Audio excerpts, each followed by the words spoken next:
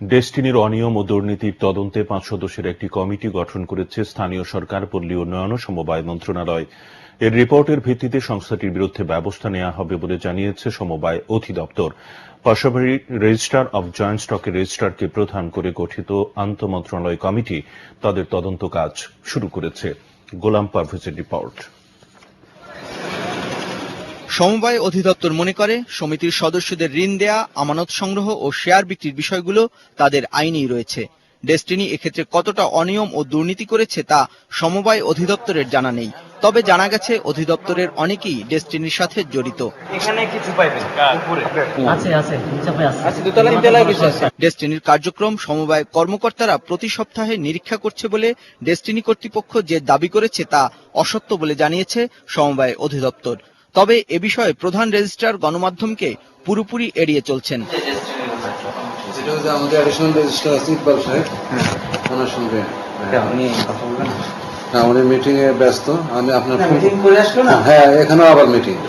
অতিরিক্ত রেজিস্ট্রার জানান, ডেস্টিনির অনিয়ম দুর্নীতি তদন্তে মন্ত্রণালয় একটি কমিটি গঠন করেছে। কমিটিকে 1 মাসের মধ্যে রিপোর্ট দিতে বলা হয়েছে। সমবায় অধিদপ্তর থেকে একজন অতিরিক্ত নিবন্ধকের নেতৃত্বে একজন জ্যেষ্ঠ কর্মকর্তা 5 সদস্য বিশিষ্ট একটা তদন্ত টিম করা হয়েছে। বিষয়গুলো তারা খুঁটিয়ে দেখবে যে এখানে কোনো ব্যত্যয় হয়েছে কিনা। এ অনুযায়ী প্রতিবেদন প্রাপ্তির পরে তখন সরকার আইন অনুযায়ী প্রতিবেদন যেভাবে পাওয়া যাবে সে অনুযায়ী লফুলি যা ব্যবস্থা হতে হবে। ডেস্টিনির অনিয়ম দুর্নীতির নজরদারির দায় এখনো অপরের উপর চাপিয়ে যাচ্ছে সংশ্লিষ্ট নিয়ন্ত্রক সংস্থা ও মন্ত্রণালয়গুলো। বিভিন্ন নিয়ন্ত্রক সংস্থার লাইসেন্স নিয়ে পরিচালিত ডেস্টিনির কার্যক্রমের আইনি ভিত্তি নিয়ে নিয়ন্ত্রক সংস্থাগুলো এখনো রয়েছে বিভ্রান্তিতে।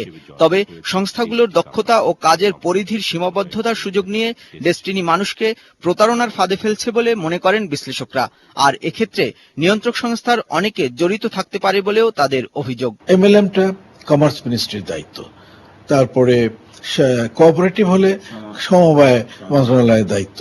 তো আমি তো মনে করি যে সমবায়ের লাইসেন্স নিয়ে যদি হয়ে থাকে তাহলে সমবায় দপ্তরতের মধ্যে যুক্ত, কারণ তারা কেন এটাকে সময় মতো উদ্ঘাটন করতে পারলো না, তাদের নীতি কি, তাহলে তাদেরকেও কি পয়সা দিয়ে বশ করা হয়েছে কিনা এই বিষয়টা কিন্তু তদন্তের মধ্যে আসা উচিত। নিয়ন্ত্রক যারা আছেন তারা কর্তব্যে অবহেলা করলে অবশ্যই দায় দায়িত্ব তাদেরকে বহন করতে হবে, কিন্তু কোনো অবৈধ কাজ যদি কেউ কোনো কাগজপত্রের পারমিশন নিয়েও করেন তাকে কখনোই বৈধতা দেওয়া যাবে না। এটা যদি কোনো অনুমতিও থেকে থাকে সেই অনুমতি অপরাধীকে কোনোভাবে প্রোটেকশন দেবে না।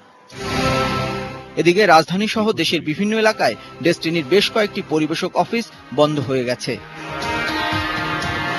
গোলাম পারভেজ, এটিএন বাংলা, ঢাকা। নরসিংদীতে সোমবার র্যাবের সাথে বন্দুকযুদ্ধ